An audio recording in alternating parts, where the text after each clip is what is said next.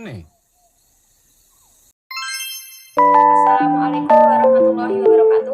Perkenalkan, nama saya Julia Dwi Heraliana. NIM saya 240209134. Di sini saya dari Prodi S1 Farmasi kelas 24A4. Saya mewakili kelompok 4 akan menjelaskan tentang morfologi bunga. Apa sih morfologi bunga? Morfologi bunga adalah cabang ilmu botani yang mempelajari tentang struktur dan bentuk bunga. Sederhananya, morfologi bunga mempelajari bagaimana bunga tersusun, bagian-bagiannya, dan bagaimana bagian-bagian tersebut saling berhubungan. Di kelompok 4 akan menjelaskan morfologi dari beberapa jenis bunga. Contohnya bunga mawar, bunga sepatu, dan masih ada yang. Di sini saya akan menjelaskan bagian-bagian dari bunga sepatu. Yang pertama ada tangkai bunga. Tangkai bunga berfungsi untuk menyongkok bunga agar tetap berdiri tegak. Yang kedua ada kelopak bunga. Kelopak bunga berfungsi untuk melindungi bunga yang masih kuncup ketika bunga sedang berkembang biak. Yang ketiga ada mahkota. Mahkota berfungsi untuk membantu proses penyerbukan dan melindungi alat reproduksi bunga. Selanjutnya ada kepala putik. Kepala putik berfungsi sebagai bakal buah dan bakal biji. Selanjutnya ada benang sari. Benang sari berfungsi sebagai alat reproduksi. Yang terakhir ada bakal biji. Bakal biji berfungsi sebagai melindungi sel telur dan menjadi tempat pertemuan sel telur yang akan dibuahi.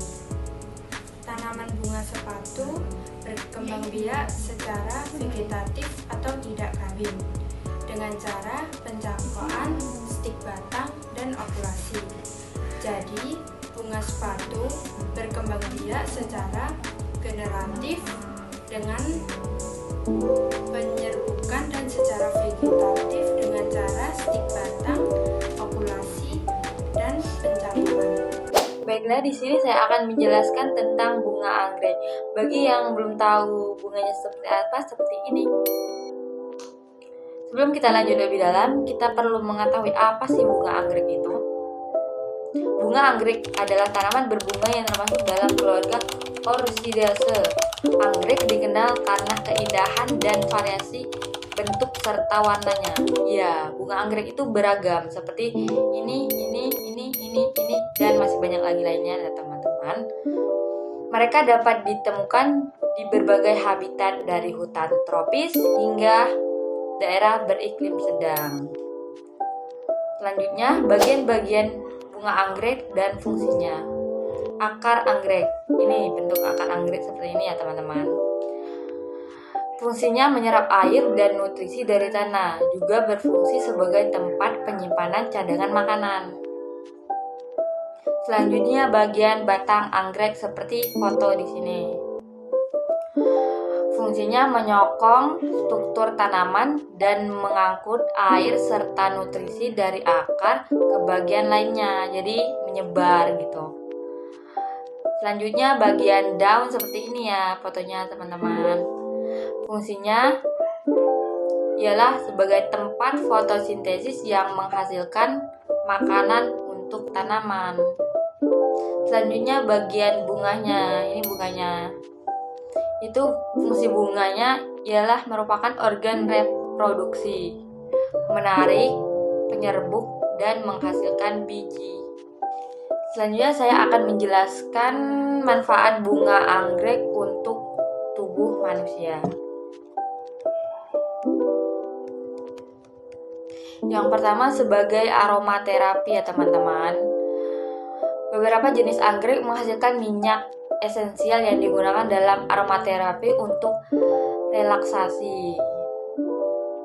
Selanjutnya meningkatkan kualitas udara. Bunga anggrek dapat membantu meningkatkan kualitas udara di dalam ruangan dengan menyerap polutan. Selanjutnya yaitu kesejahteraan mental. Kehadiran bunga anggrek dapat memberikan efek positif pada suasana hati dan mengurangi stres. Baiklah, itu tadi adalah penjelasan dari bunga anggrek. Terima kasih. Perkenalkan, nama saya Nurul Khafifah dari S1 Farmasi kelas 24A4 dengan nomor NIM 20.02.09.223.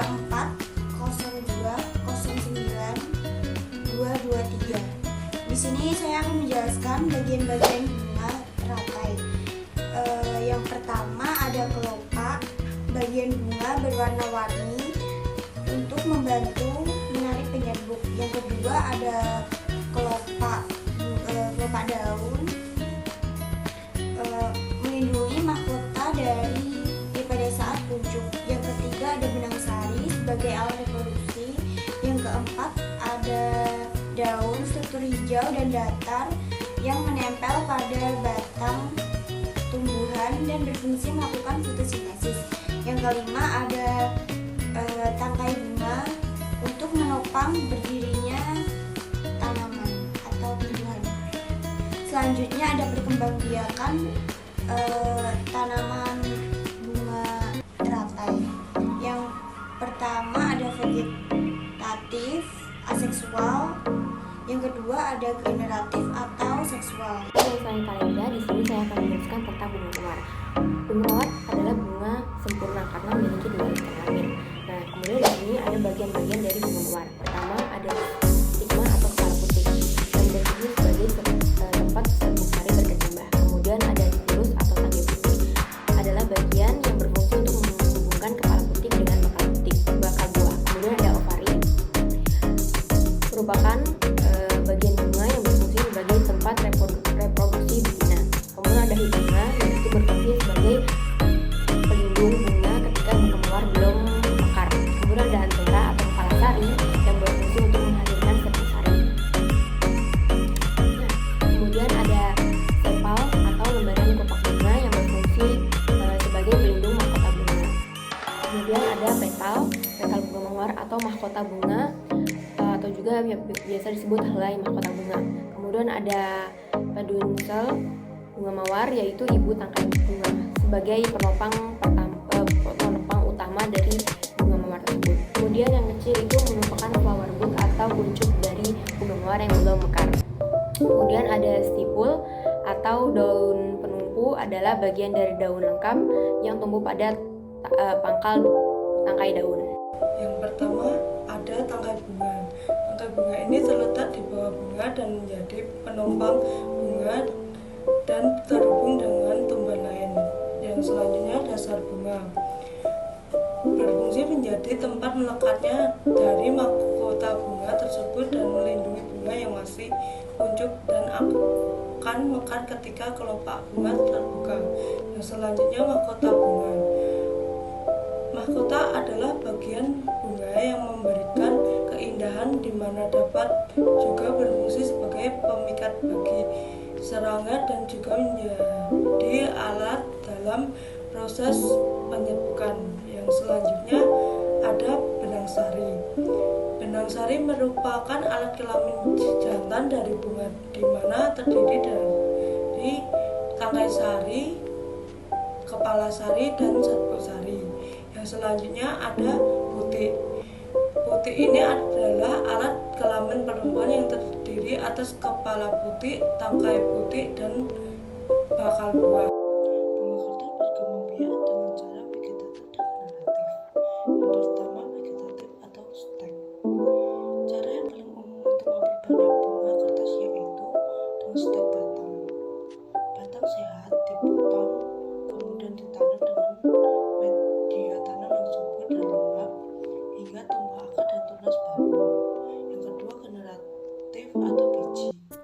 Bunga kertas juga bisa berkembang biak melalui biji, meskipun metode ini sekali digunakan karena membutuhkan waktu yang lama. Halo semua, saya Verlita Kurniawulan dengan NIM 24020915152 ingin membahas tentang bunga matahari.